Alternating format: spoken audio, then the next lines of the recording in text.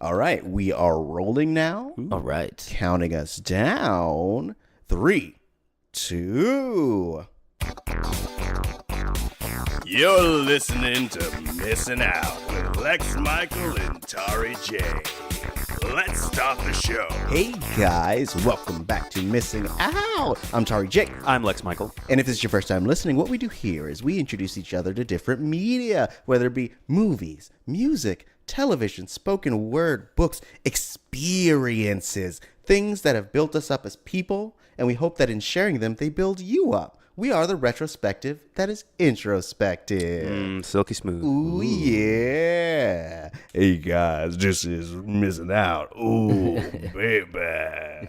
That's every time Tari feels like it's a job well done. He slides into this job well done voice. Yeah, hey, guys. I'm just mad there's not a video so they could see how you cup the microphone so sexually. I mean, that was beautiful. Yeah. That's how I get the voice. That's how I get into it. That It's the was only hot. way I can do it. I liked it. Guys, today we're joined. This other voice that you're hearing is Matt Sterling Nye. Applause.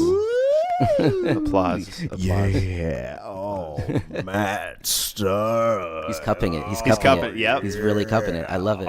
Oh, baby. Oh, shit, I felt that. You should. Yeah. I like that. Uh-huh. It It's a goes good down show. from your ears to your toes. And somewhere in That's right. between. Every part of me is uncomfortable. You're right. Exactly. So, Matt, who are you? What do you do? Account for yourself, sir. Oh, my God. Do we mean this existentially? I mean, however you want to take it. Okay. I'm a dude. I'm a guy. Okay. Right? I'm living. All right. I'm living. I've experienced some things, and I'm a product of those experiences, like we all are. Oh, nice. I'm just stardust, baby. Oh, I feel like I can relate to that. Yeah. I feel like that touches on the human experience. I feel seen and fulfilled. Did you felt it? I don't have my mic shape here is not you can still conducive to cupping it the way I can over yeah, cup. you got to Yeah, cut it'd have from to the be an top. above cup. You Right. gotta, yeah, it's one of these where you start from the top and you make a little dome. You make a little mic dome. Stardust. That's my So great. So Well, ours is more phallic. that's true. That's So what's I have happening. To, Yeah. like try and Yeah, no cupping. Just it's not, Hey, but that's hey, keep your probably mouth off those mics. It's bad for the technology. Yeah. It's not good. Although the little foam part on top is probably the most replaceable. But who's got the time? No one. It's true. No Nobody. one's ever going to replace those. So Matt, you're a guy. You're made of stardust. You're out. Yes. You're out here like the rest of us, living, experiencing, Life. going through the world and whatnot. This is true. What do you do? Like, what is your vocation? Oh, I like that. My vocation. Well, I like to think of myself as a creative. I'm an actor. I've been acting for a long time. I'm a comedian. When I was younger, I thought I was gonna do like kind of like the Leonardo DiCaprio thing, but I slowly realized that I was ugly, and that the best I could do is character acting. And then I realized I'm kind of funny, so I started doing comedy. I was always funny, so when I was younger, I did spoken word, actually. This is actually a good part. I was always really deep, right? I was trying to be deep. So I do like really deep shit. And then after I got done being deep, I'd be like hilarious and everyone would laugh. And that was so much more fun to like spread laughter than to like think about Darfur and how fucked up it is and remind people about it who just go home and smoke a blunt, don't do anything about it anyway. Right. So I realized I was just depressing myself being a poet. It's like when I leave this room, I want everyone to be in tears and Right. have to go home and numb themselves with substances. Yeah, exactly. And then they use all of the great things that our lives offer us to like feel better about the fact that Darfur is still fucked up. It's still fucked up right now. No one's talking about it. It's still fucked up. Right. It's always been.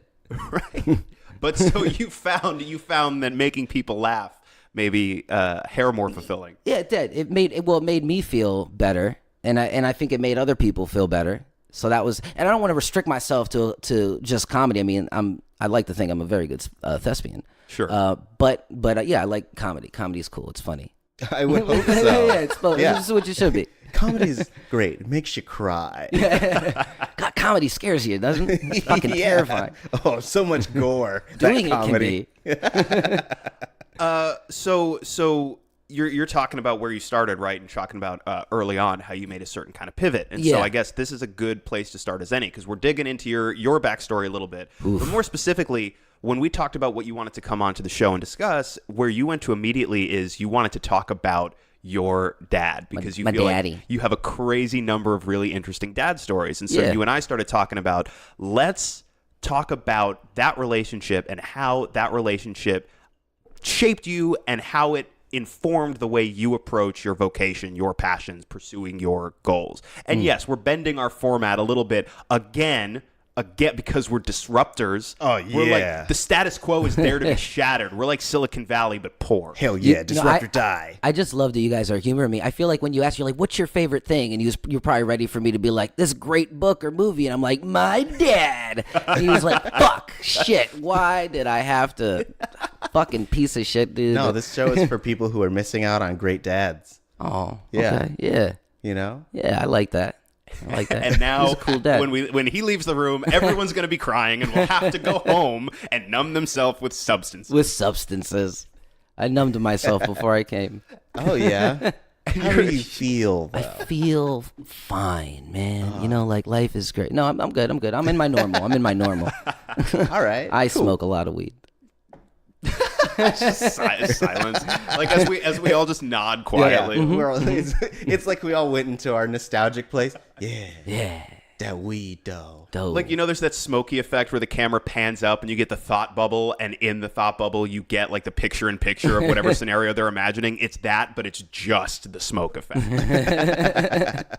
So we're going to talk a little bit about your career and the various jobs that you've done and the stories you've got a little bit later in the discussion. But Okay. now I want to start with your dad. So tell us a little bit about why that was the first. When I said, like, I want you to come in, talk about something you are really a big fan of, and you want to share that passion with somebody else, and you did. You said, I want to tell stories about my dad. So I guess first, who was your dad, and why do you want to tell these stories? Oof, well, he was a dude, you know, living life. He was Stardust. alive at some point. He was made of stardust. He returned back to it. No, I just, honestly, I was probably smoking a blunt and I was like, I miss my dad. No, honestly, no. I'll tell you why. There's not, you know, he does actually inform my art a lot, like things that I've experienced and been through with him and stuff. And he was just a really special, interesting person and really, like, not to sound like a art kid out of college, but he was like the perfect example of like juxtaposition, right? Like if you saw him, at least in his later years, from an outside perspective, you would think not probably the best things about him just by the way he looked, the way he presented himself, a bunch of different, you know, but the truth was he was such an amazing person who had a lot of flaws too, like we all do. So I think he's just a great character in life, like something that I think everyone can relate to. He's not perfect in any shape or form, but he was a fucking great dude. Yeah. Who was alive at some point, made of stardust. Wait, You know? I'm alive at some point. I'm made of stardust. Can you relate? Am I your father? Daddy, Hey, you're back? you've missed me so. I have. And I'm definitely going to be crying when I leave the room and have to go home and numb Where myself have you with been? substances. They told me you died. They lied. I had some debts. Oh, no. There was a guy who lived. Made of dust from a star. So you told us before we started rolling that you've got stories that you find really compelling that date back even before your own existence, even before some stardust coalesced and formed the shape that is you. Yeah. It's the most stardust conversation I think we've ever had on this show already, and we're just getting started. I think it's a Yeah, it's a metaphor little for ziggy. I think that's what's happening. We are all made of cum. That's true. We all came out of someone's balls. What came first? That's the question. Didn't we solve the chicken and egg thing? Didn't the chickens evolve to lay eggs? What? This is what people come to this show for. We're solving the age oldest problems. I feel like it's separate. The answer to Matt's question is hopefully your mom. The chicken question is what you said. I'm Wait, really glad we got this evolution. sorted What'd out you say early. about my mom? No, Your mom laid some eggs. I am an egg baby, but that's normal. We exist, and I don't want to be judged for it. There you go. So, all right. So before All you Jews come from eggs. is that true? Golden eggs from a golden geese. Oh dear. Well, before you hatched, there were tales that predate your hatchening. Yes, there was. So I want you to take us back, because let's try and hit this as close to chronological order as we can, right? Oof, as close as possible. Yeah, for sure. What is time really? What the fuck is It's a time? construct. What is time? So my dad, right? So I guess to explain my dad, there was my grandfather, right? Who was like a really cool dude. I don't know his entire background other than he came from nothing. And then like he like started a business with like his bare hands. Back when you could just build a business on the street. It was in like an area like Ogis, Florida, which is, was I think somewhere around Miami. And it was just like he started the business, and it was called Nydage's Department Store, because my family's name was Nydage. Okay. And it closed down within like a week. And he was at a bar across the street from the department store one day, and he was, just sad because his business was down, and he just got married, and he's trying to figure out what the fuck he's gonna do with his life. And this guy comes up to him, he's like, "Oh, you're the guy that owned that fucking kike store up the street, right?" Oh. And my grandpa was like, well, yeah, I'm a Jew. Like, that's my store, motherfucker. And the guy was like, nah, man, listen, buddy. He's like, no one in this area is going to buy from a fucking Jew. So don't open no Nydage store here. So my grandpa got this idea where he went back. He knocked all the letters off except for the N, added a Y and an E, changed his last name to Nye, became Nye's Department Store. And he had like a little business going on. And like, this is probably like what, the fucking 30s, 40s? I mean, my grandpa was, well, no, I'd say probably 40s in Florida.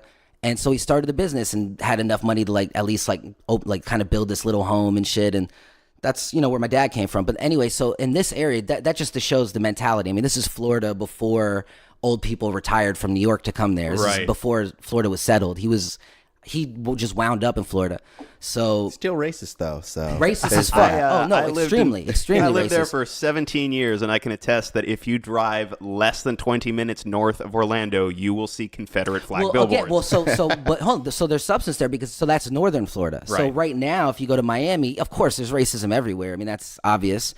Look who Right. Whatever. I don't even want to get political, but we all know. He's pointing to my cardboard cutout of our current president hugging the flag. He's wearing a MAGA hat right now. Guys, I'm awakened. I'm an enlightened thinker. I'm a free thinker, guys. Rationality. He's a and rebel, logic. It's like he's like a rebel. He's gonna disrupt shit. Yeah, bro. Right. That's why we're doing a different format in the show. When I still, first met racism Tari, is though, he was like, "Yo, facts don't care about your feelings," and I'm like, "You're clearly very smart, and I am now enthralled to your logic." I don't fuck around with that. That's a good quote. Neil deGrasse Tyson, what he say? He's like the universe has no. The universe has no obligation to make any fucking sense to you. I don't know if he said the F word, but I did because I wanted to add a little stank to it. Yeah. But hold on. Okay, so racism, right? Racism in Florida, abundant as fuck. But again, I said this was in Ogis, Florida, which is smack dab in Miami, which I believe now it's actually a predominantly African-American community there. So it's a completely different world. So you're talking about 1940, like motherfuckers are still like think there's Indians or hiding in the fucking Everglades at this point. Like it's, it's a lot, I don't know if that's historically accurate, but I like to think that's the way it was. Like I'd like to think racists are walking outside drunk and eaten by alligators because there was still like, it was half swampy and shit. That's how it was. Yeah. But so anyway, so that's the climate, right? And within that climate, I don't really know, how a lot of people say when someone is racist, it's they're a product of their environment, they're a product of their. The truth is, we're all in the same fucking environment. I mean, you might have a piece of shit dad who teaches you some fucked up shit, but you still live in the world. You have an opportunity to see things. Hopefully, unless you're in one small community. We're getting too deep. There's always an there's extra no such thing as too deep. Okay, I like that. So, but you know what I'm saying? So this shit is abundant. But now it's less in that area. The point that I'm saying is that so my grandfather in this time, he has the business. It's going decent, I guess. He has my dad. He has another kid, this lady Dale, who we won't talk about that bitch. You said some mean things at the funeral, you bitch. You really did. All right. Well, and also, she moved to Georgia and also is racist too, I believe, from my understanding, which goes against everything we're going to talk about in my family tree. Okay. So she's excommunicated from this conversation. That terrible. I don't even know this lady. She's like an aunt. Or no, she's my dad. She's my dad's sister, which would make her what? An aunt? An aunt. See, yeah. I don't even know what an aunt is. That's how little I know about this bitch. Anyway, so my dad's born. And one of the earliest stories I remember that like my dad taught to me when I was young was there was for one of the first black families. This is like before segregation. This is actually way before segregation because my dad was a little kid. And we'll talk about some amazing stories when he was in high school and some things that happened then. But this is before segregation in Hollywood, Florida, which is a predominantly white area for sure. Pretty country, especially in those days, I think. I mean, I don't want to say country. Like, there's a lot of greasers and shit, you know what I mean? It was like the 50s, but this was a white area. And the black family moved next door to my dad, to my dad's house. Mm-hmm. And there was this small, I don't know much about the family or the relationship, but I know my dad used to play with them all the time in the backyard. My grandpa was a tough dude. He knew Meyer Lansky. I don't know the full story there. My grandpa was a tough dude. All right. And but he wasn't like a macho man. You know, he was a very funny guy, actually. He was fucking hilarious. Yeah. So he's more of like an artistic type of guy. His mother was a fucking was an opera singer. His brother was an artist. Another brother was, went to World War II because he wanted to fight the Nazis because he's Jewish. You know, like this is a pretty dope family. Yeah. But he's hanging there just drinking a beer, would drink gin and tonic, and he's watching my dad play with another boy in the yard. And the neighbor next door goes over and he's basically like, he's like, hey, Irving, which is my grandfather's name, what are you doing letting Jeff play with the little N-word boy? Mm. And my grandpa snapped.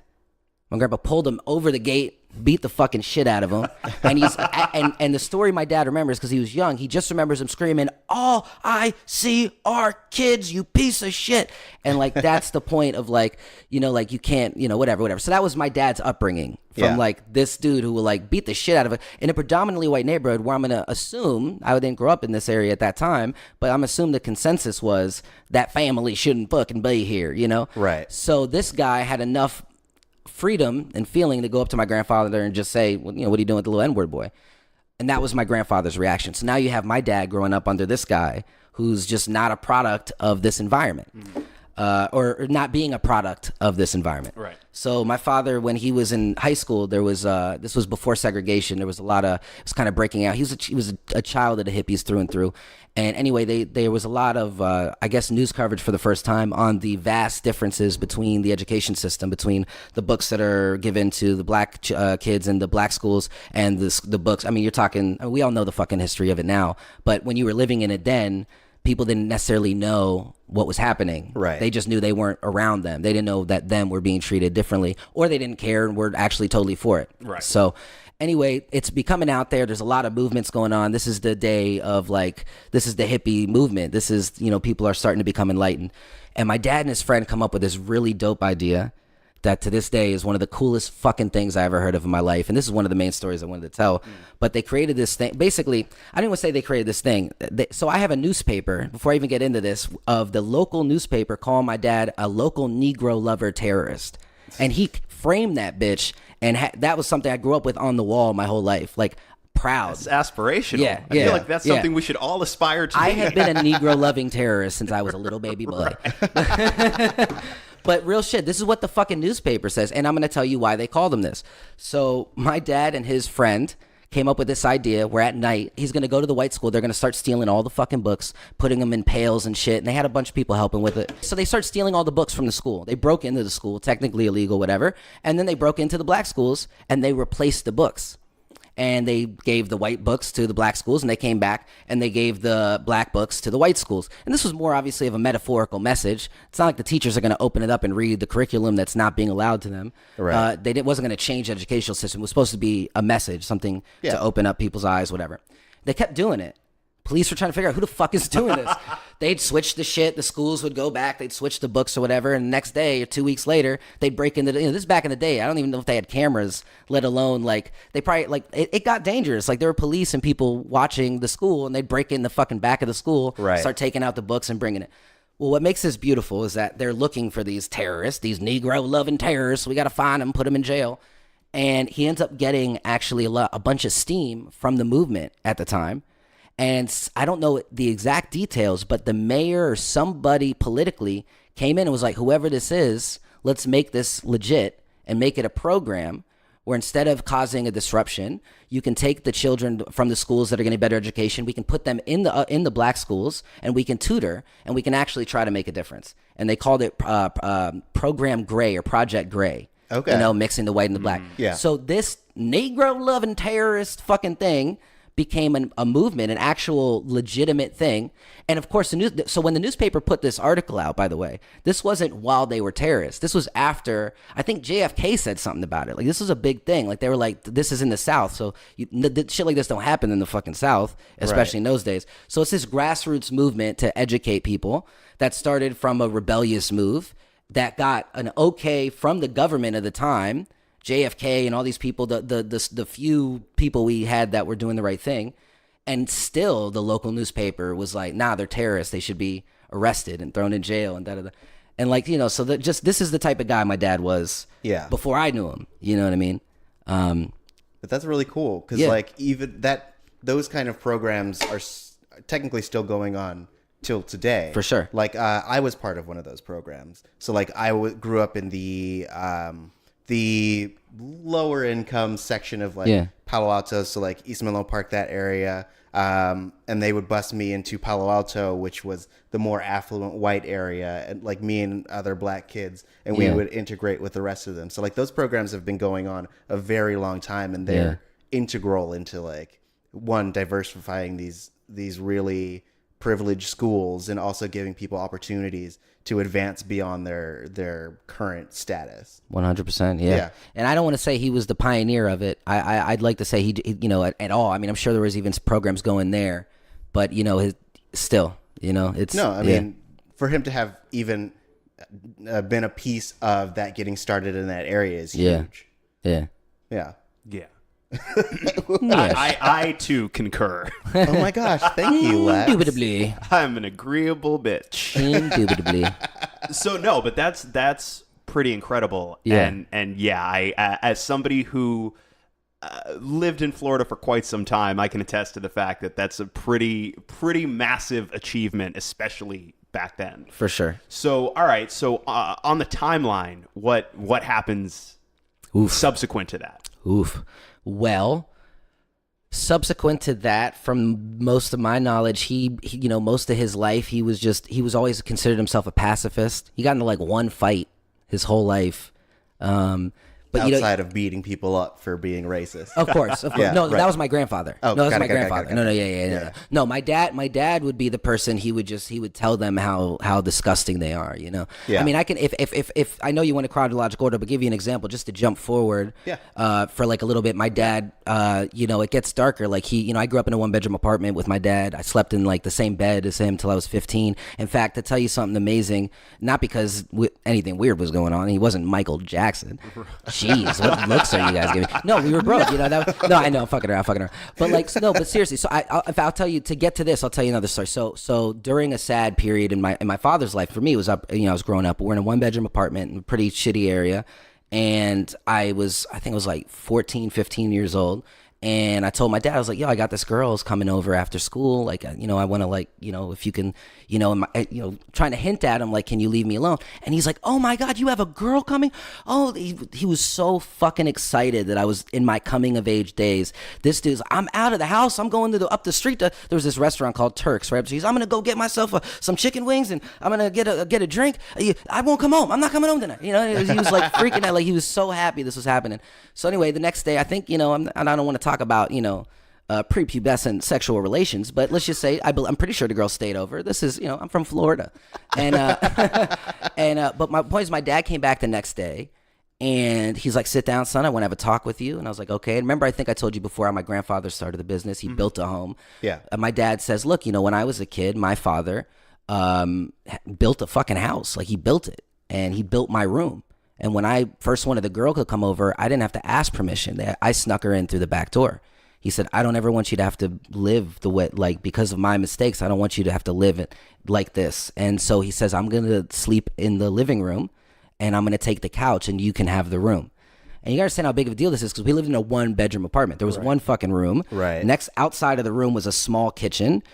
I don't even want to say a place you can eat, but it was like right next to the bath. It was so small. And then there was just a couch and a small little area where you could watch TV or whatever. So my dad took the living room to give his 15-year-old the master bedroom. I mean, like, who the fuck does that? Right. That type of guy. But my point is, we were talking about the pacifist and stuff and the response to racism. So during this time, he was very lonely. He was out of shape. I remember there was a woman he went to high school with that recognized my brother and was like, "Oh, you look like this guy, Jeffrey Nye, that I went to school with." My brother's like, "What the fuck?" Like, "Oh, she was a really attractive one." She's like, "I'd love to see him. He was so cute and so handsome. I had the biggest crush on him." So my brother gives my dad this woman's number, and we found out later he never called her. And we realized the reason he never called her is because she knew him when he was in high school, when he was this good-looking guy, and after years of abusing himself, like he was not something to look at, Right. So he was too embarrassed to meet her. So that just to show you how lonely he was. And then one day he meets this girl, African-American woman. He's crushing over her for like fucking 2-3 weeks at a time. And he goes on a first date with her. He's finally excited. They're going on a date.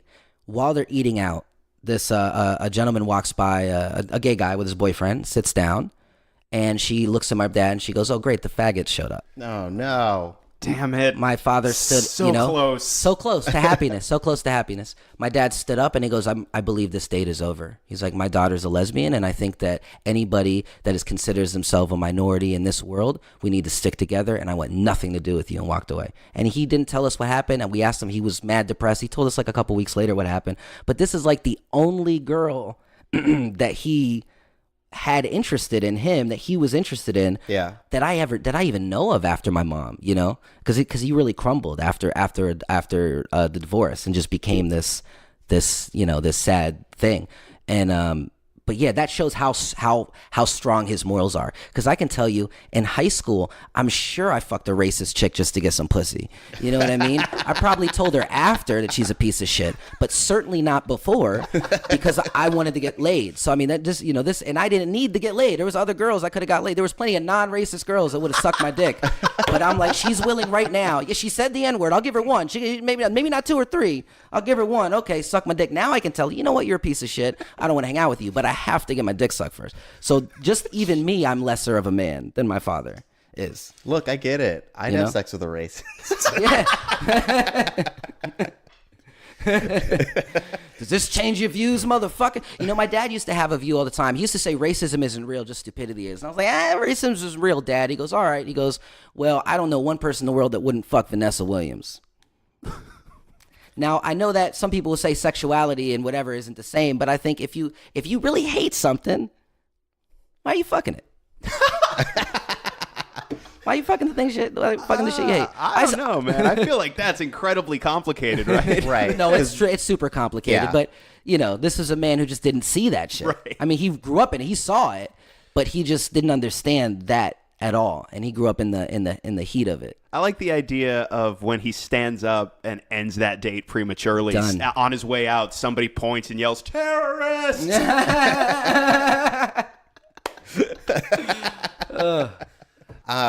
So how old were you when your parents got divorced? Ooh. That's I'm not 100% sure. They were separated. Like, they were always divorced. They were separated for a while. Probably like 11. Okay. Yeah, 11. Same. I was Or 11 when 10. my parents split. Yeah? Yeah. Look at us. We're divorce brothers. Hell yeah. We're DBs. Our stardusts are entwining. I feel it. I was 2. But it was one of those things, right?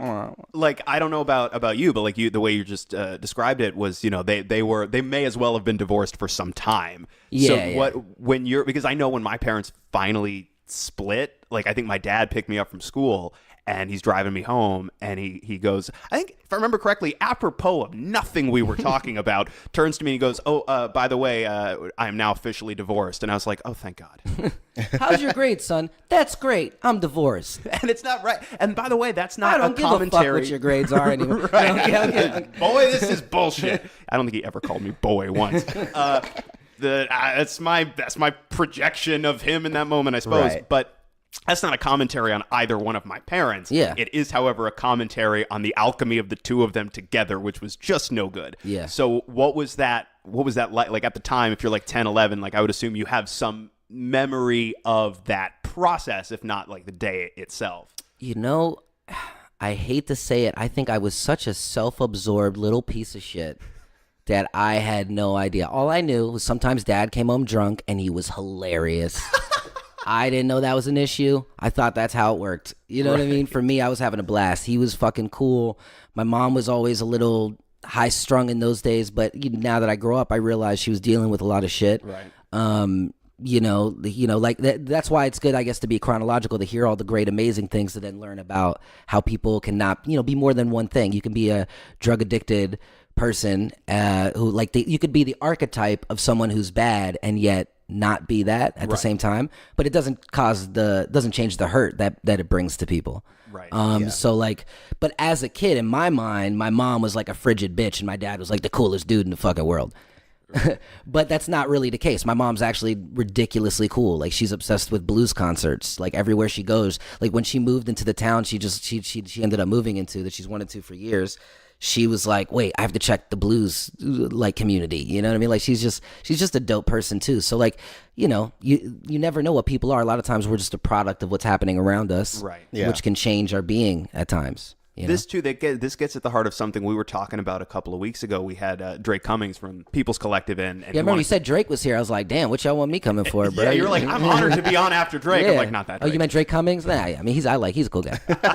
But he wanted to talk about blind spotting, and one of the big themes of that movie that they do make explicit is what the title refers to, is this idea that to blind spot somebody is to look at them and you see instinctually the first thing you want to see, and that's your perception that becomes solidified as your perception of that person. But in fact, like you say, nobody is just one thing. Yep. Human beings are complicated. They're a web of contradictions, and there's always an element to them that is not the first thing you see, and therefore is not part of your purview, your assessment of that person, and that's the blind spot. So that is blind spotting in a nutshell. And so I think, like you say, everybody is insanely complicated. Yeah.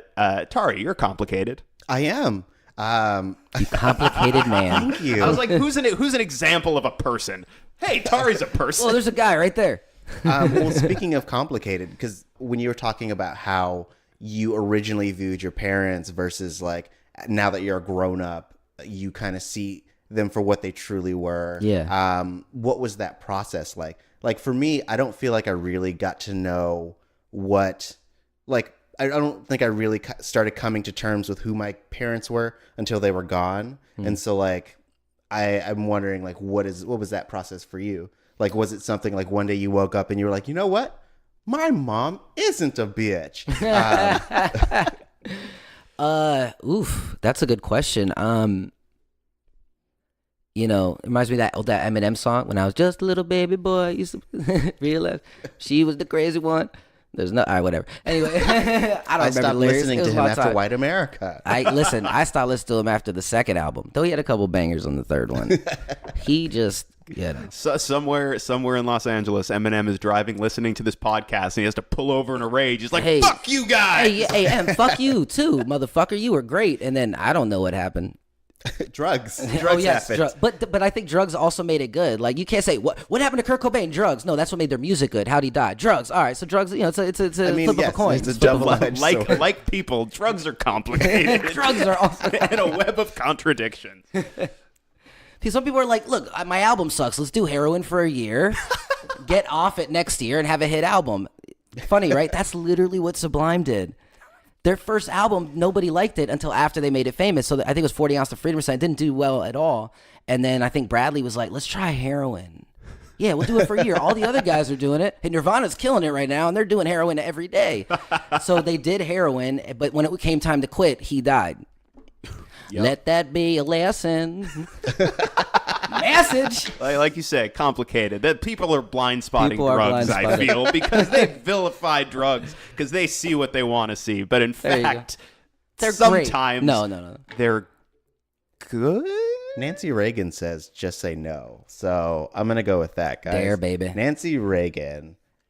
I know what a role model Nancy Reagan is. I'm strictly herbal. Nancy Reagan said, Okay, so more. So give me another. You want it? You fucking want it? Shuffle up the hat. All right. And then pick out a piece of paper at random. Well, I skipped forward, but we were backwards. But then, fuck it. Let's be somewhere in the middle. I don't even know what that means chronologically, but we started this me saying I don't even know what chronological means. So no, I'm kidding. Flat circle. Right. Flat. Just like time's the relative. Some say there's a fourth dimension where time is like all around you. I don't know. I've never seen it. I mean, the fourth dimension is time.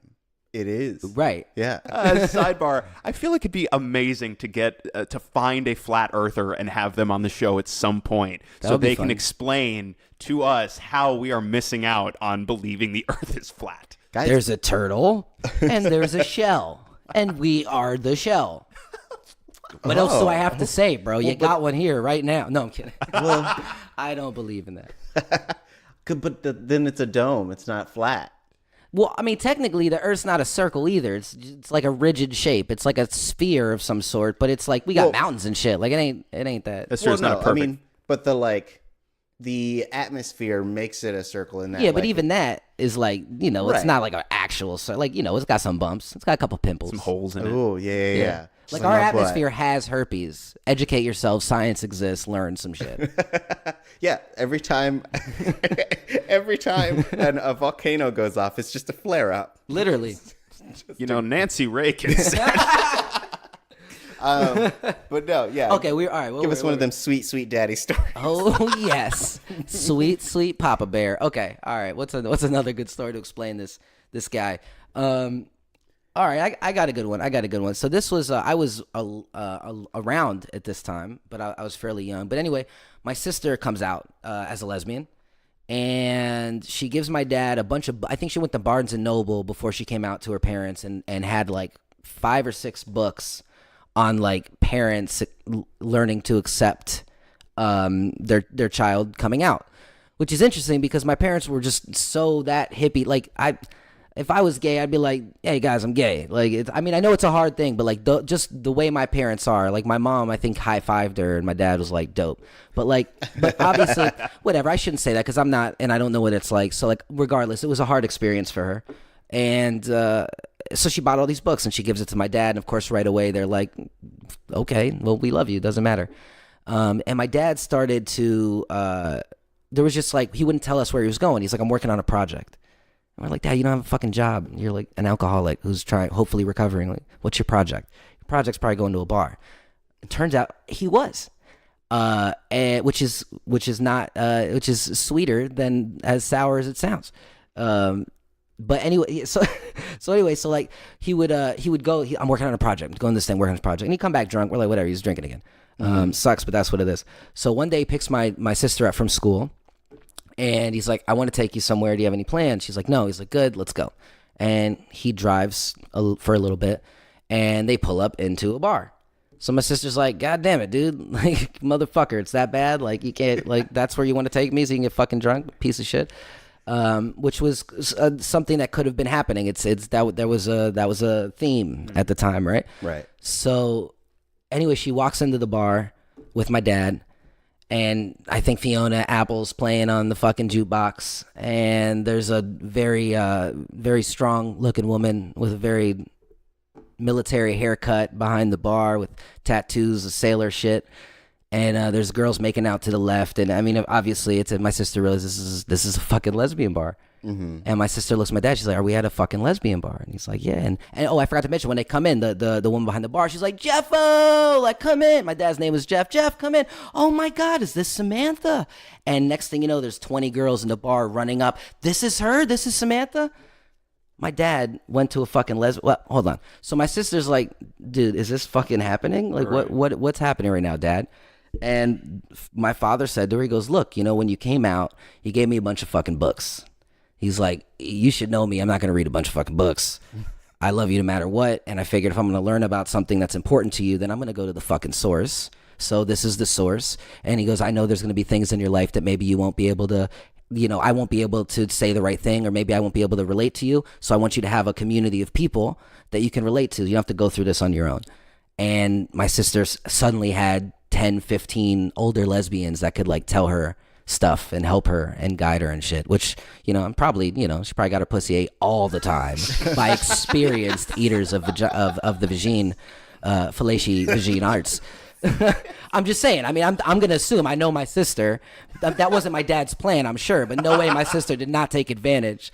You know, imagine if I came out like, Dad, I like Latina girls, and he brought me to like a fucking, you know, like, well, this is the Cuban bar across the street, and all the girls were like, oh man, I'm fucking someone if they let me. Anyway, my point is, I'm sure my sister had more experiences than we know of. Right. But that's not the point. My father was a really good dude. Like, that was just the type of man he was. Like, if there was someone that he cared about, he was very emotionally invested in whatever you were invested in. Yeah. And he took the time and the energy to completely understand it, so that way he could treat you the way that you deserve to be treated. And it was a really important lesson that I didn't realize. You know, growing up, I thought that's just how people were. Mm-hmm. So I thought my dad was just flawed in the fact that he drank a lot, but I didn't realize how actually special he was. I did, but I didn't. You know what I mean? Yeah. There was some real special stuff there. What do you feel like have been the biggest lessons you've taken away from your experience with your dad? Oof. I mean, there were so many of the stuff he was, you know the difference between an acquaintance and a friend, you know, treat everybody the way they want to be treated. I mean, you know, the basic shit. He was a very, you know, special dude like that. I mean, anything you hear a hippie will say, my dad probably said it in his own special way. But I would say, like, something I learned maybe about, like, society in a way. Like, I'll give you an example. You know, my dad's, I think my dad, being in those hippie, Woodstocky type of times, definitely experimented, for sure. Definitely experimented with drugs and all that, as, like, everyone did. But he had Tourette's syndrome, which was not understood at all. And he had Tourette's syndrome very badly. And, you know, most people think Tourette's is, you know, in the movies, you know, fuck, bitch, ass, shit, cunt, booty hole, all that shit. You know, Right. you just start yelling stuff. Some of that is that, actually. I mean, that is true. But there's different levels of it. And so what it is, it's like, what's a disease that I always fuck up the name of it, but it's Michael J. Fox has it. Parkinson's. Yeah, so Parkinson's disease is sort of it's a similar disease. Parkinson's can kill you. Tourette's can fuck you up mentally and give you a hard life, but it can't necessarily kill you. But Right. it's an offset, or it's of the same breed of disease. It's a neurological disorder, so it can affect. Like, my dad would do some weird things where, like, he would just poke you. Mm-hmm. So it doesn't matter if he pokes me, I'm his son. Like, I know why he's doing it. He pokes the guy next to him, he can get punched in the face or shot, or, you know what I'm saying? Right. So there are dangers associated with it. Yeah. And in those days, he started to get the shakes a lot. He would say things like, you know, it's funny, interesting, as he got older, he found a way to master it. He was able to get quieter, but he'd do the fuck thing. Again, for him, it wasn't like the movie. His was more touching, poking, saying things. He would drive and take his hands off the steering wheel and do this weird, it's hard to explain over the microphone, but he'd, like, kind of move his hands in a circle, Yeah. like a weird OCD thing, and go back to driving, you know, poking, all that. But he did have verbal stuff. And so as I got older, I remember he would be like, fuck, fuck, fuck, fuck, fuck, fuck, fuck. And then somebody, if they heard it, if we're in a store or something, they'd look over, he'd be like, fuck, fuck, fuck. He'd be like, bum, bum, bum, hey, how you doing? Fuck, fuck, fuck. And then you always, the same look, no matter who the fuck it was, I was like, did that guy just say fuck? Oh, no, he's humming. Why did I hear fuck? You can always see it on our face. Why did I think that he said fuck when he was just humming? No, he said fuck. Now he's humming. But that was, like, you know, my experience. But in the time when he was growing up, Yeah. that shit was not, you know, mental illness was not something that people really fucked with. So he lost a lot of jobs. He would lose a lot of opportunities. He was embarrassed himself. He didn't necessarily even know what it was, I think, for years. He just knew that he thought he was going crazy. You know, he had to say these things or do these things, and people, and also tics, you know, just kind of like weird tics and shit Yeah. like that. You know, there's a lot of stuff associated. So he started, and he was always that cool dude, go to the bar, have a drink, get, you know, beautiful woman comes up to him. He'd be real sly and slick. Like, he was always a cool guy. So even when he had this, he was super cool. Mm-hmm. But I mean, you can imagine affecting the you know, that'll affect your self-esteem, affect things. So he compensated with drinking, smoking, you know, all that stuff. Not to give him an excuse, but, you know, I think that's another reason I wanted to talk about him is mental illness is something that we overlook, even in today's age. Very much so. Yeah. And that will lead to other things such as substance abuse and things like that, and lead to things where people become a shell of what they used to be. And again, you look, you know, so I'll tell you here's what I learned from my dad. I'll tell you what I learned from my dad. Yeah. When I walk down the street and I see a homeless guy who's acting crazy and screaming or doing something, I don't think right away, oh shit, or I laugh at him. I think this guy could have been involved in the fucking civil rights. This guy could have pulled a fucking baby out of a fucking store. This guy could have been an absolute hero, and life has just left him alone, and nobody's going to do nothing about it but laugh. And the reason I think that is not just the mental illness that my father had or the drug addictions that my father had, but I think about it, you know, my grandfather, if he didn't work hard in his life, my father would have been homeless. Mm-hmm. And my grandfather was not a rich man in any shape or form, but he did enough to support his family. So my dad lived on his couch they lived in a 2 or 3 bedroom apartment. We lived in a 1 bedroom. By the time I was coming of age, we lost that apartment. My dad gave up, didn't want to work, wasn't able to work, basically just slept on this couch for years, drinking and not being right. But he lived on this couch basically until he died. And but my point is, if he didn't have that couch, if someone didn't buy that apartment 50 fucking years ago, he wouldn't have anywhere to go. Right. So that's really the difference between the people that you might see that are sleeping on the corner and someone else. And then also when I grew up, I because of the upbringing, I don't think I ever really judged homeless people or really judged anybody. And I'm very lucky for that because of my upbringing and the people that were there. But I did not understand it. And, I think my family had like 9 members of my family, right? And I moved out to LA in 2013. I mean, when I first born, grandparents, great-grandparents, all that. I mean, there was a big family. I got 3 family members left in my immediate family, and that happened like that. And there have been times where I've been down on my luck. I'm an actor in LA where I've had to call my mom and be like, yo, let me get $100. Like, I'm dying out here. Mm-hmm. And half time she can't afford to do it, but she has done it. And we take advantage of that or we don't think about it. But when I first moved to LA, 2013, I had 5 or 6 people I could have called for that. Yeah. Mama can't do it. Daddy might be able to do it. Daddy can't do it. He can probably convince Grandpa to do it. Grandpa can't do it. I'm talk to Grandma. Yeah, I moved out here. My grandma passed right as I was getting ready to move. My dad passed as I settled in. My grandpa passed. He couldn't take the loss anymore. He passed like a month before the date of my dad's death. So that was half my family right there. So even me personally am 3 family members away from having nobody. Right. So if I fuck up, or God forbid I got addicted to something, or if I got just depressed or just in a hole, which you get when you lose people, and I can't pay my rent, there's nobody to call, there's nothing to do. So it's just it just humanizes a lot of people in this world that you think you might know. Because again, we were talking about archetypes, we're all complicated. Right. That's what I think it's done. Which, if we're gonna go in the careers, helped me with writing, it's helped me with creating characters. There's no bad guy, there's bad people, but like there's different layers of this shit. You know what I'm saying? We all got some Shrek in us. Yeah. I mean, that almost just like went right past and then caught it. That's our new sign off. Thank you for listening to Missing Out. We all got some Shrek in us. But no, I definitely hear that. I feel like it can be very hard to kind of check your own privilege and realize that like everyone that you see has a story. Yep. Like we all feel like, especially like as children and as people growing up, like we are the center of our own universe. Mm-hmm. But like you have to start expanding that to realize that like every car on the road is someone going through their own journey. Yep. Every person you pass on the street is someone who is walking through their own path. And so like that is a really great thing to acknowledge. And like I like that you were able to kind of find that through both the great things and the flaws of your father. Because that also is something that can be very difficult to come to terms with, this idea that like your parents are also people and they have their own things that they are dealing with, and it's not that they are bad, it's that they are dealing with life the best way that they can. Yeah, which is really like a tough thing to cope with. Very hard. One that reminds me of something he used to say a lot, like because we all held into this esteem, there would be times when he fell out of it, when he fell back into addiction, you're upset at him, you're mad or whatever. And he used to say all the time, he's like, you can't put me on a pedestal, you can't put, and I think about that with everything. There's been many times, I think all of us, we admire things. That's why we are attracted to them, whether it's a new friend, a new relationship, a new lover, a new whatever the fuck. We admire it. And it's important to realize, again, it goes back on the same thing, right? Like you can't put things on a pedestal. Things are what they are. People might hurt you because they're hurt themselves. You know what I'm saying? And that's just what it is. And the only way to stop the cycle of that shit is to just, I don't fucking know, figure it out, man. Like fucking love yourself, dog. You gotta love yourself. Aww. But it's all, but seriously, it's all self-hate with a lot of situations. And so I learned from him that like, I think a lot of self-hate is not forgiving all the things around you, not being able to accept things. Yeah. When meanwhile we all do shit that if we looked at another person's perspective, we're probably fucking, we're all, how many times have you been the asshole?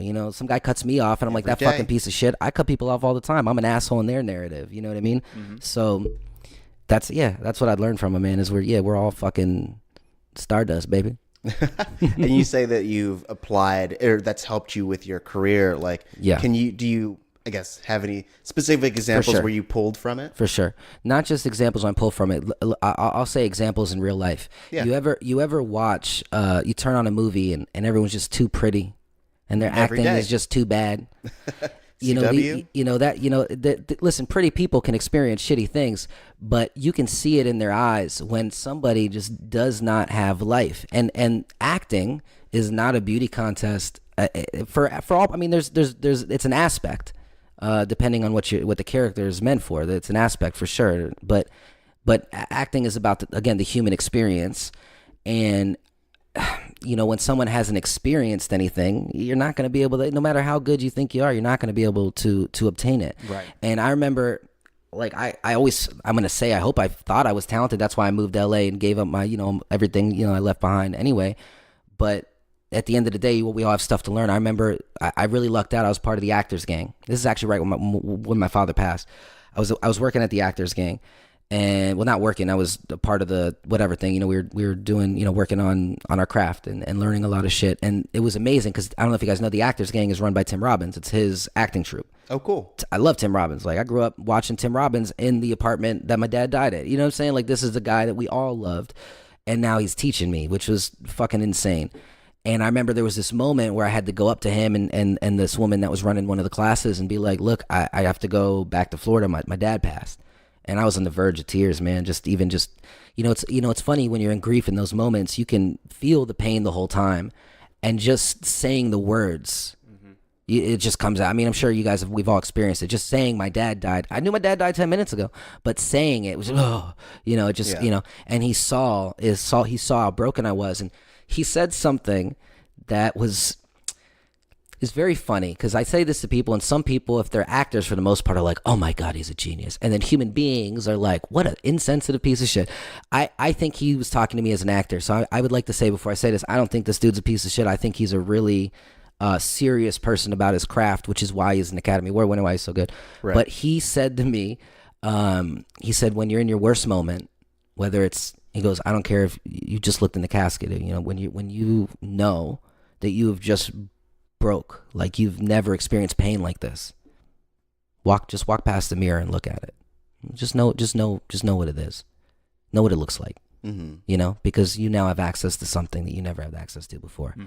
And of course, at the time, there's still a part of me. It's like, I just wanted a hug, dog. Like, yeah, Tim. I just wanted a hug, Tim. This is heady bullshit. Yeah, Tim. I just wanted a hug, man. But it's like, I'll never hug you. Yeah. I'll only embrace you with my teachings. Exactly. But you know what, though? Everybody hugged me. And I don't remember all the hugs. I remember what that fucking dude said. And I got to say that I was able to access something that I was never able to access before. And it's not just like, it's not like I don't sit there dead dad before I do a fucking role. Yeah. But it's just an intensity. I mean, we did a scene the other day, which was all comedy.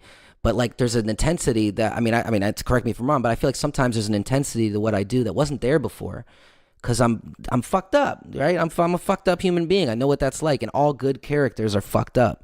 So if you don't know what it's like to be fucked up, then what the fuck are you doing acting all fucked up? That's what I learned. That's pretty well put, actually. Yeah. So you talk about how that was a really enlightening experience, right? You were able to take deep, profound pain and turn it into something that was positive, right? Yeah. And like you say, like you and I were working together on, we were actually working with the People's Collective for their web series pretty recently. Drake. And yeah, like watching this, and too, that it's a scene where your character is, you've got this relationship with your dad. Yep. And so I don't know how much of that you were channeling specifically, but you talk about like you could hit this level of intensity. Like part of what was super fun for me about being there and watching you do your thing was that you were just going for it super fucking hard. Like there was an intense level of commitment there.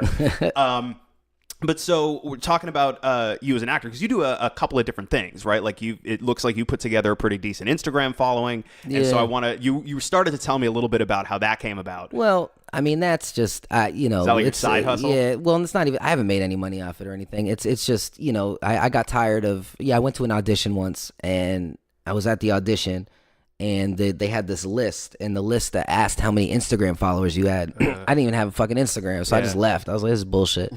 And it kind of just made me a little upset. And then I have friends, like I got a good friend of mine, like Vitali. I grew up, well, I don't want to say I grew up with, but like coming of starting to do acting and shit in Florida.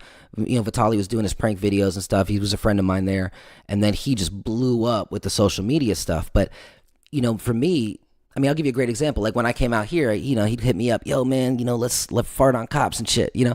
And I'm like, and then you know, we'll make 1 million views. And I'm like, bruh, I'm getting trained by Tim Robbins. I ain't farting on nobody, man. You know, unless I'm getting a SAG rate, no one's getting farted on today. Right.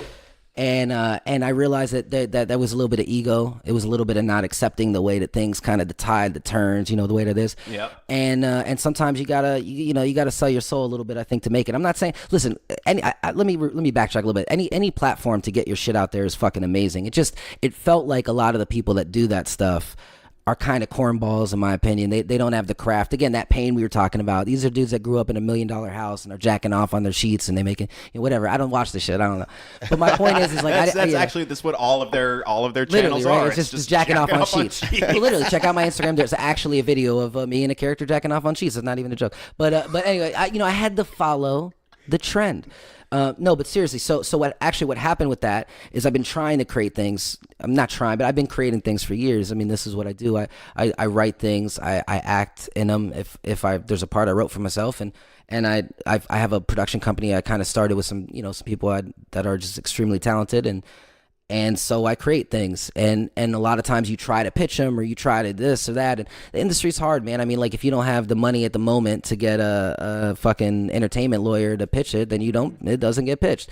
If you don't have an agent at the time that you're, literary agent at least, like I have some decent acting agents. I need a better theatrical one. Yeah, that's right. I said it. You ain't doing shit for me, dog.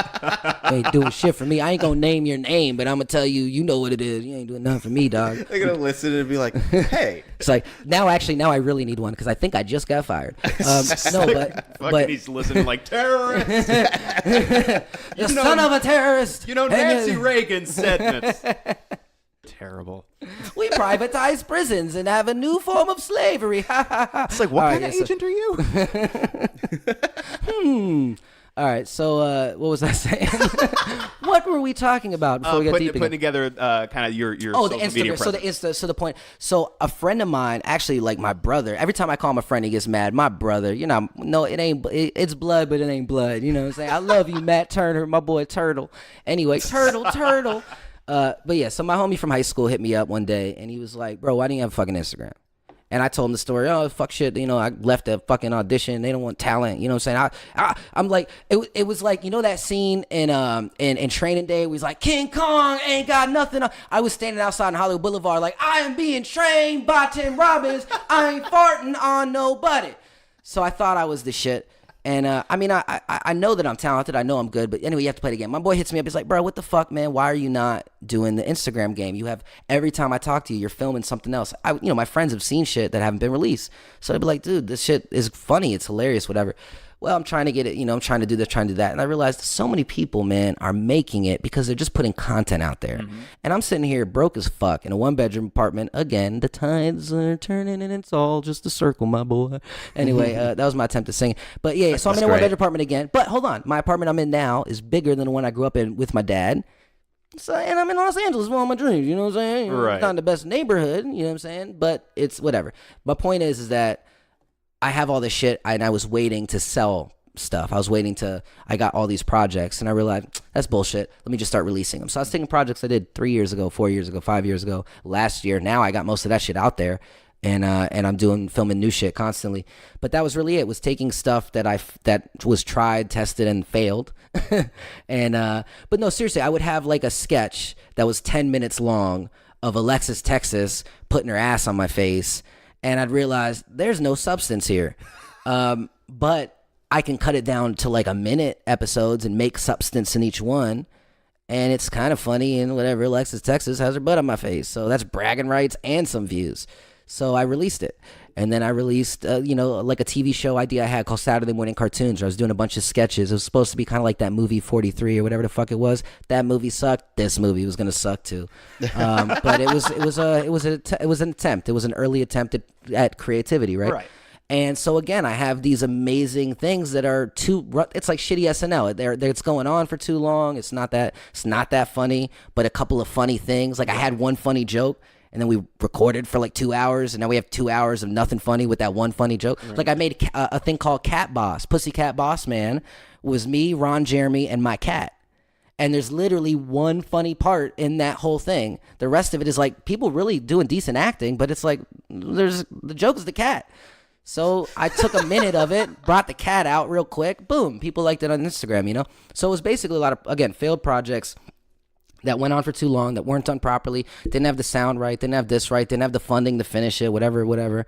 And luckily, I've been hustling out here for a while, man, trying to work with good people. So a lot of my sketches, like I said, Ron Jeremy, I had Tiny Lister in one. It was Debo and first black president, Fifth Element. You know what I'm saying? That's my boy. But like, a lot of different people that I worked with, but it was sitting in a hard drive.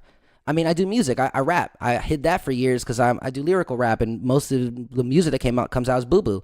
I've done songs with Crazy Bone. I've done songs with Mo Preem. So my friend basically hit me up. Mo Preem is Tupac's brother, so Mo Preem Shakur. But like, so my boys hit me up, and he gave me this long speech, and he's like, bro, you're sitting there waiting to do this thing, like make it. Nobody knows who the fuck you are. Right. When the truth is, this stuff is going to sit in a hard drive, and it's going to sit there until that hard drive breaks, like everything else you touch. And nobody's gonna even know it existed. So I came up with a plan. I was like, every couple of days I'm gonna release a new footage, which basically had me taking all these old things that I did, cutting them up, putting them out, and whatever. I have a little bit of a fan base. I mean, I have like 30,000 followers. It's not that big.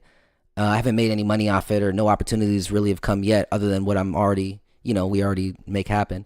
But whatever, people take that shit seriously. Like I see people, like I'll be like, oh, what's your Instagram? And I get a little bit, I'll show you my Instagram. 30,000 followers. Before I'd be like, what's your Instagram? I don't know. What's your phone number, motherfucker? I was raised in the 90s, bitch. Got a beeper, But it's cool that you embraced it, right? Because like the difference between you and the person who doesn't necessarily have that following is there's a certain amount of luck, like a certain amount of luck involved. For sure. But key difference is you're actually doing it, right? Like I'm sure people listening, you go to YouTube and you find 5 videos in 30 seconds that are highly monetized, huge view count, and you're like, this is not trash. Good. Like what this counts? Why is this so successful? Like why is this person actually like getting to do this stuff? And really all it is well, maybe this concept is really, really base and stupid, but they did it and you didn't.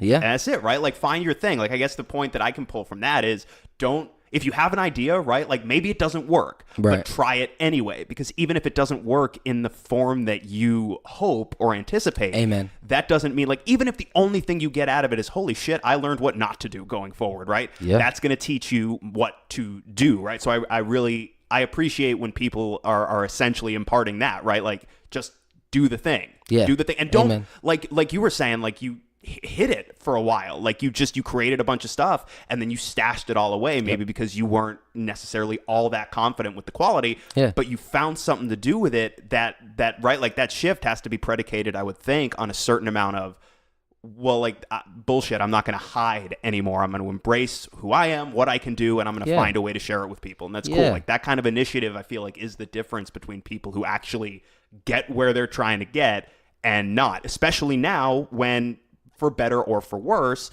social media is the way most of us can get ourselves out there. And so being able to write, like, get over the, like, chest thumping Tim Robbins, no farting on people thing, and be able to put aside that kind of pride and a little bit of ego just to embrace what you have to embrace to move forward, right? I feel like a lot of people could stand to hear that. Yeah. So that's cool to hear. I want to talk to you a little bit also about some of the work that you've done as an actor outside of that. Yeah. I want to see if you've got, like, what stories you've got in that direction. But one I want to ask you about specifically that I brought up to you before we started.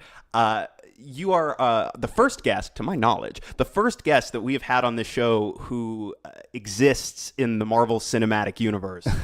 You've got a part in Iron Man 3. A movie that I am actually very fond of, and I want to know how that happened. Well, first I'd like to say that I hope, for the sake of your podcast, that you get more characters from Marvel that are more significant. yo, you got Downey's number? Call him.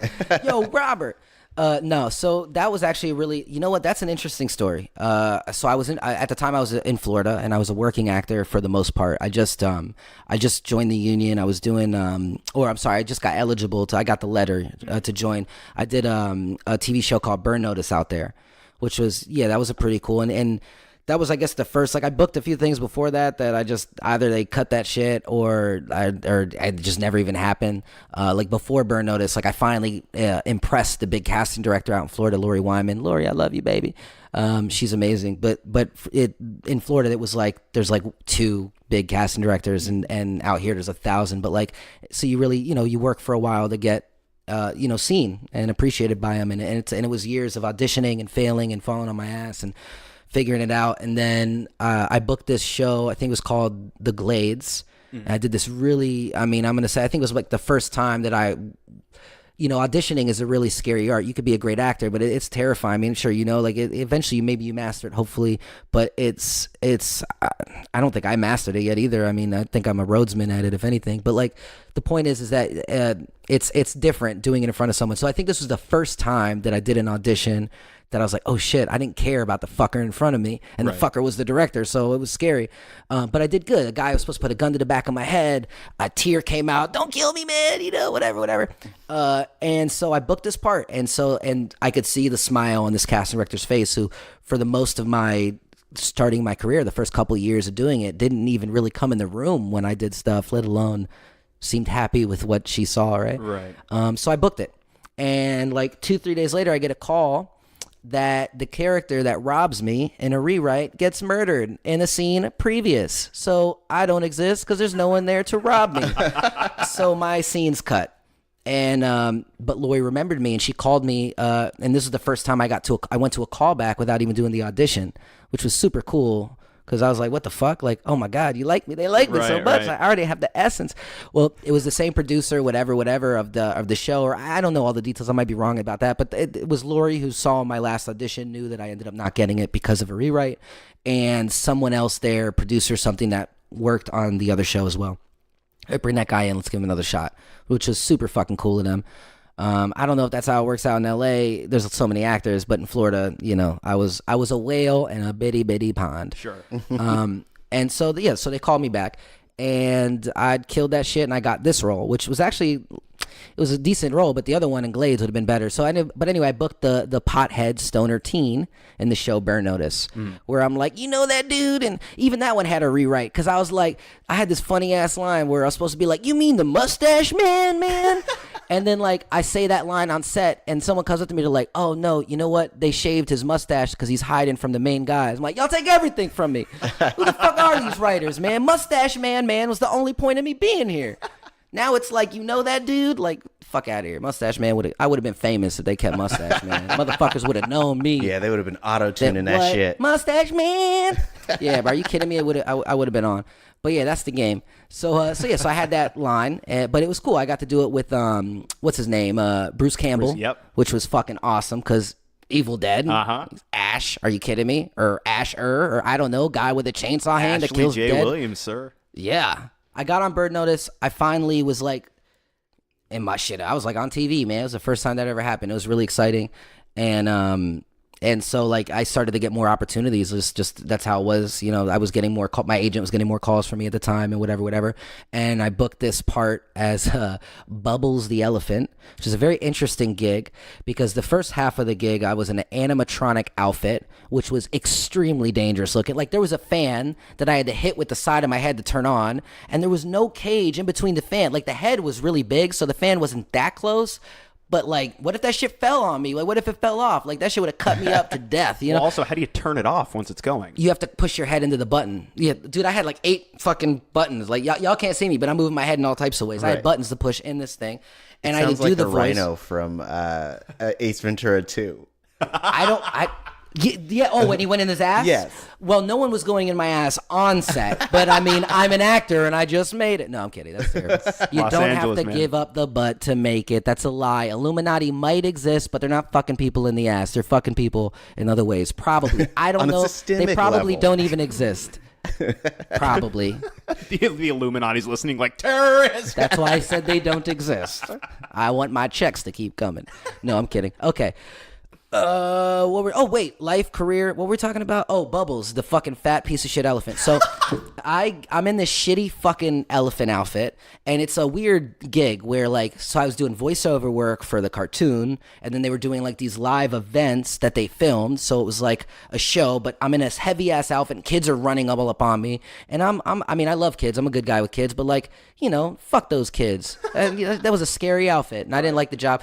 Anyway, my second day on set, they're putting me into the outfit. Yeah, they had to lift me up to put me into the bottom part and then put the head over it and twist the head in.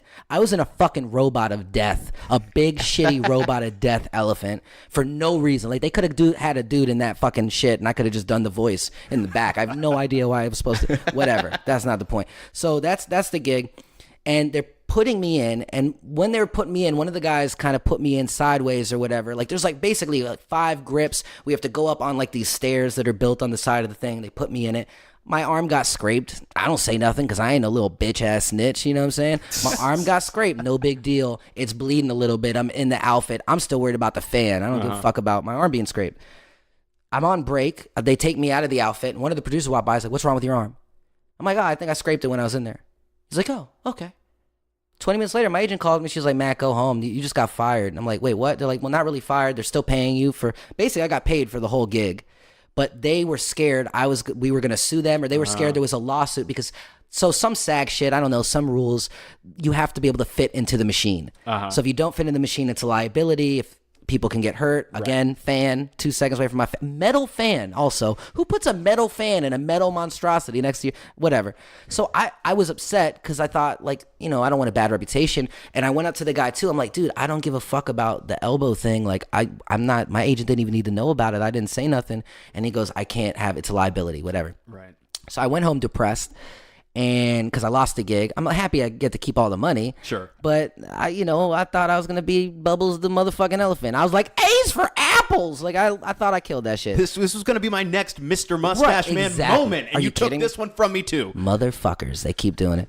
So here I am, sad that I'm not a fat, shitty elephant teaching kids that apples start with the letter A. Sure. And I went back to my friend's house who's living in this pretty hood ass area, and we're smoking and I'm mad, and I got into a fight with one of them too. I've been friends with this dude for years, but he ended up punching me in the face when I wasn't looking, split the bottom of my lip. I had to go to I went to they took me, "My bad, bro." It's all good. I was being a dick too. I think in all honesty, he hit me when I wasn't looking, but when he wasn't looking, I put him in a chokehold. So I mean, we were even. Call it a wash. It was even. And I shouldn't have put my man in a chokehold anyway, especially, E-Rod. I'm sorry, dog. You gave it to me though. It's all good. You won that one. You won that one, motherfucker. So he punched me in the lip, split my lip open. They drove me to the fucking hospital. We're smoking blunts on the way to the hospital, drinking alcohol, so it doesn't feel that bad. And they put this glue stuff in it to seal up the wound.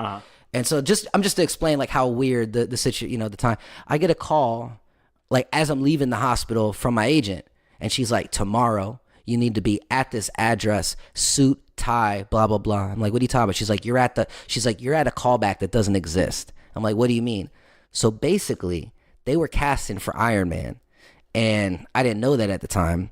And the casting director thought of me right away for this one specific part, but she already booked me as Bubbles the fucking bitch ass elephant.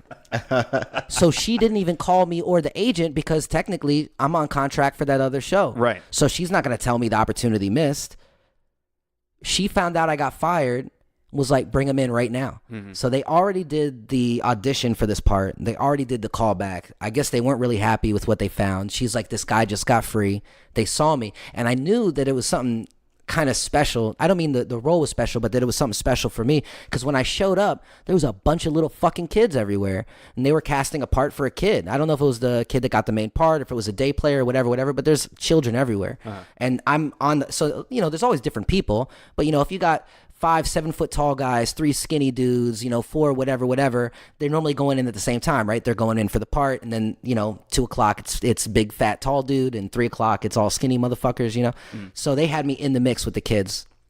So Anyway, I go in, and no lie, my line was John Doe, great speech, man. I didn't know what movie this was.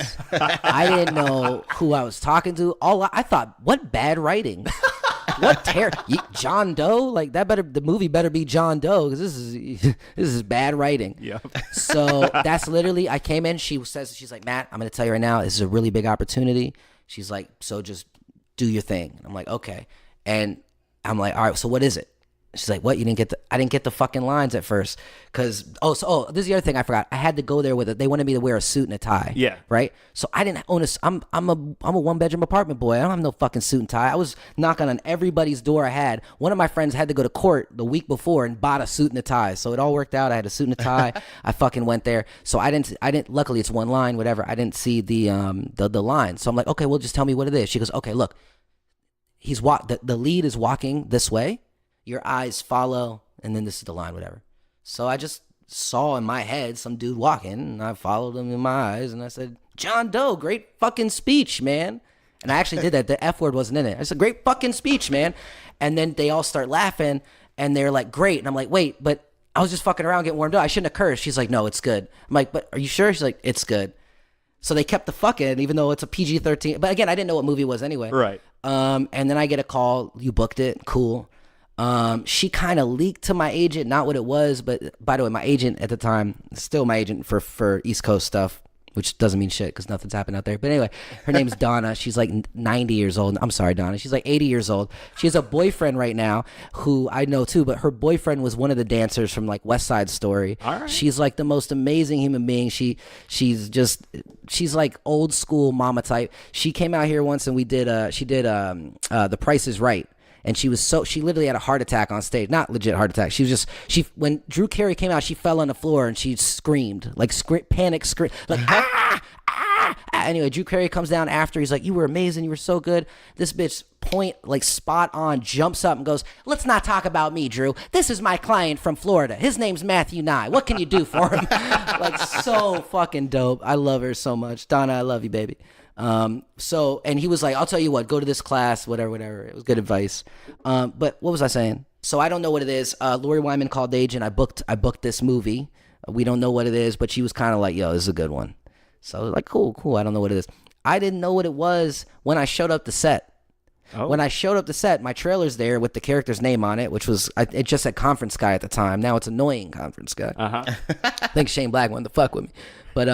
But yeah, so it was Conference Guy, and I went in, and there was a small little script on the table, like there normally is, and a little contract, and a pen for you to write the contract, a little bit of water, and so I was just chilling for a little bit. I signed the contract, didn't even look at it, whatever. I'm in a movie. There's a trailer. I just had breakfast. It was delicious. I'm excited. I opened up the book, and I saw Tony Stark. Great speech, man. And my jaw just dropped. I'm like Tony Stark, like the Stark man, like Stark Man Stark, like. But wait, let me look again. I might have said Tony Stark. This might be like a Disney film. No, it's Stark. Oh, and it is a Disney film because Disney just bought Marvel. Oh my God, holy fuck! And so it was a great feeling. And then I'm like, I still wasn't sure. And on the top of the script they have who's going to be there. Mm-hmm. And for those who don't know, when it's a really big star that's there, they don't have the full name. It's always the initial. Like if you're in a movie with Tom Cruise, you ain't in a movie with Tom Cruise, homie. You're in a movie with TC. So I was in. So it said top billing. It didn't say top billing, but on the top was RDJ. Underneath that, it was what's his name? Fucking who I love. Favreau. Yeah, fucking J. Yeah, that said J. Favreau. I know that dude. Hey, player, your money, dog. I love you. Okay, this is great. It was amazing. And then Shane Black, who fucking wrote Lethal Weapon series, like my coming of age movie. I'm literally nothing but a mix of both of those characters. You know what I'm saying? Inside my heart, I'm a wise black man and a psychopathic, suicidal lunatic who needs to chill the fuck out. Same. Like, so, that's just who I am. So like he wrote this movie, Lethal Weapon. So I'm just in awe. And it was an amazing experience, dude. It really was. They were really cool, fun to work with. Who was there? Like Guy Pearce was there that day. Rebecca Hall was there. There was a moment where Robert Downey came up to me and he said to me, he said, hey, you want $1 million? And from what I know about it, he seemed like a really cool, nice person. And from what I know, like, who just says that to somebody who's broke? Oh, and before he said, the first thing he said to me, he said, hey, congratulations on the part, whatever. I was like, thank you, man. And he said, oh, it's probably going to mean a lot for your family. and now you're an actor. You did something. And I was like, that didn't really register much until later, because as an actor, first thing people say to you is what? Like, what have you been in? Well, hey, what are you, fucking, plumber? What's the last toilet you fucking took shit out of, you fucking cocksucker? Like, the Jenkinson's family? I never heard of them, bitch. Was that a union gig? Did you get paid? Did you have a trailer? Suck a dick. Fucking plumber. Plumbing ass bitch. Oh, yeah, we doctor, respect plumbers motherfucker. on this. We're going to get a lot of hate tweets from a plumbers union and shit. No, we'll go deeper. You were a doctor? Yeah? Who was the last surgery you did? Oh, Mr. Kabilowitz? Well, I don't know Mr. Kabilowitz. I don't give a fuck about his heart. All right? We care a lot about Mr. Kabilowitz here on this show. Fuck So about just Mr. Kabilowitz. He had to pull over just now listening to this podcast because he's pissed and He's something like, I might have be an happening implant. to his heart. He had a second. We just killed Mr. Kabilowitz, and I don't give a fuck about that. No, I'm kidding, I'm kidding, There I'm was kidding. a man who lived. No. But my point was he was saying things that made sense. So from what I know, I mean, I knew him for a day. He was really nice to work with, super cool with me. But he came up to me at one point. He really did say, "Do you want $1 million, Robert? I want my $1 million. Yes, I want a fucking $1 million. My God, do I want $1 million? The reason that I didn't have enough confidence to tell you at that time, I'm talking to Robert, by the way. The reason I didn't have that confidence to tell you at the time that I wanted the $1 million is because, number one, I did not know that you just got paid $75 million to do this movie. See, where I come from, nobody ever has $1 million. Right. So when someone says you want $1 million, you assume that they're just kidding. But if I had known that you could have given me $1 million and then would have had $74 million, and then you probably could have used it for like publicity, gave this broke actor $1 million. My point is, if it's not too late, I would like that offer of $1 million. If the statute of limitations is not over on that offer, I want the money. My point is he literally said that to me. What did you say to him? I'll tell you what the fuck I said, Tari. I'll tell you what the fuck I said. Nothing. My jaw dropped. He offered me $1 million. And before I had a chance to say anything, Rebecca Hall was like, stop messing with him. Come here. Da, da, da, da, da. She didn't sound like that because I don't think she has any hood in her. But she was along the lines of, come on, don't talk to him. And that was basically what I got. And I will say this. That terrorist, that N-word loving, societal changing piece of shit. All I want to say is, Rebecca, you seem to be a wonderful woman, but man, I really needed that $1 million. And I don't know if I was going to respond appropriately and say yes, because I was very nervous and my jaw was dropped. But now I have come into my own skin, and I would like to reach out to Robert Downey Jr. to say, I would like that $1 million. You can even throw the interest on it that would have accumulated And now you're from my asking too all right, much. you know what? Forget the interest, because honestly, I would have spent half of it anyway. Yeah. Please give me, Robert. You can send me $50 and I'll accept it. So like, really, it doesn't have to be the $1 million, but you did offer $1 million. You are a superhero. You are a savior of lives. Save me, dog. Yo, save me. That's my story for Iron Man 3. No, that's all true. That really happened. Nice. I will say something though. Like, while you're on your way to making it, there's this great feeling of being reminded how unimportant you are Right. to a lot of people who have. I call it the staring in the forehead method. It's like an A-list will walk on set, right? Yeah. And they'll start scanning the room. And whoever he locks eyes with is probably important, because whenever he comes to you, he lands right in the middle of your forehead. No human connection. Don't talk to me. On to the next one. He looked at you, but he didn't look at you. You know what I'm saying? He didn't really connect with you. Yeah. You got to connect when you're acting with someone, you know? Agreed. Look me in the eyes. That's what I hear. Touch me. Exchange energies. I feel like, did Nancy Reagan say that? Yeah, she did. She's like, But- touch me. exchange energies." Nancy Reagan did say that. No, but I will say this though. I was super nervous. It was my first big film, seeing the amount of money and stuff into it, seeing people that I knew my whole life. Besides, like, I mean, you know, it was bigger than Burn Notice. You know, it was a big thing, and they were super cool, man. Like, dude, they were talking to me all day, and so that was really cool, man. That was really cool to experience that, and that also made it much easier as on this journey to doing what we do, because it's just a reminder we're all human. You know, we're all human. He's not Iron Man. He's Robert Downey fucking Jr. You know, Yeah. so it's cool. It's really cool. Yeah. It was a great experience. Awesome. Well, we got to wrap this baby up. Thank you for joining us, Matt. You're welcome. Sorry I talk so much. Oh, no. I mean, that's literally what you're here for. Oh yeah.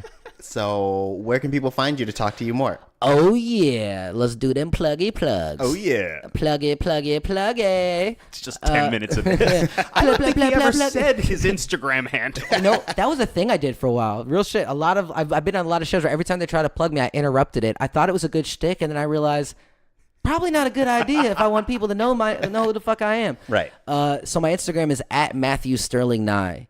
MattheW Sterling SterlingNye. Check me out. You know what I'm saying? Shoot me a little DM. Let's be friends. Let's talk about life, man's inhumanity to man, question theories, talk about hypotheses, make up new hypotheses that we can then test and make into theories.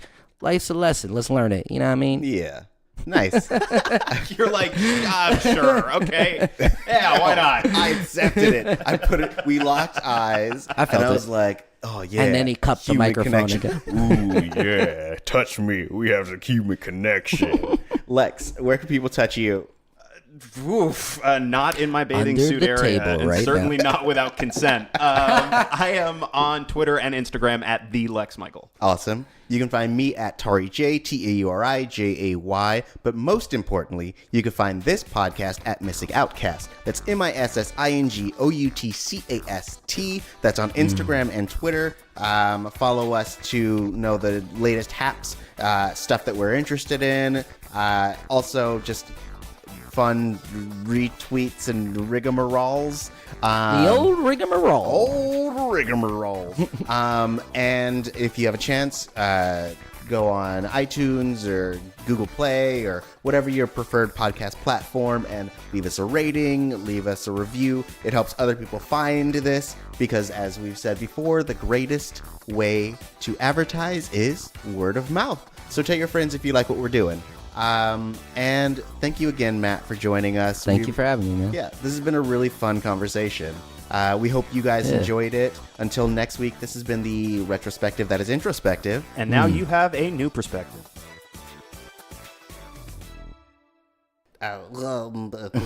Star Wars is like poetry. It rhymes. It's like life as a metaphor. They're just Nazis who won. Did you know a turkey puppet once ran for the presidency of Ireland? Did you know that meat once reigned from the skies of Kentucky? Did you know that there was an emperor of the United States for a while? Then listen to the Wiki Ship Down podcast. We live in an age when the sum total of humanity's knowledge can be found in your pocket on a smartphone at any given time. But when that knowledge is peer editable, like it is on Wikipedia, what does that say about mankind? So follow us down the digital rabbit hole as we drink, joke, and curse our way through the random button on Wikipedia and see where our journey through humanity's knowledge takes us. While you're at it, follow us on all social media at Wiki Ship Down. I'm Ruth Ann. I'm Ryan, and be sure to find us every Wednesday on iTunes, Stitcher, SoundCloud, or wherever you listen to podcasts.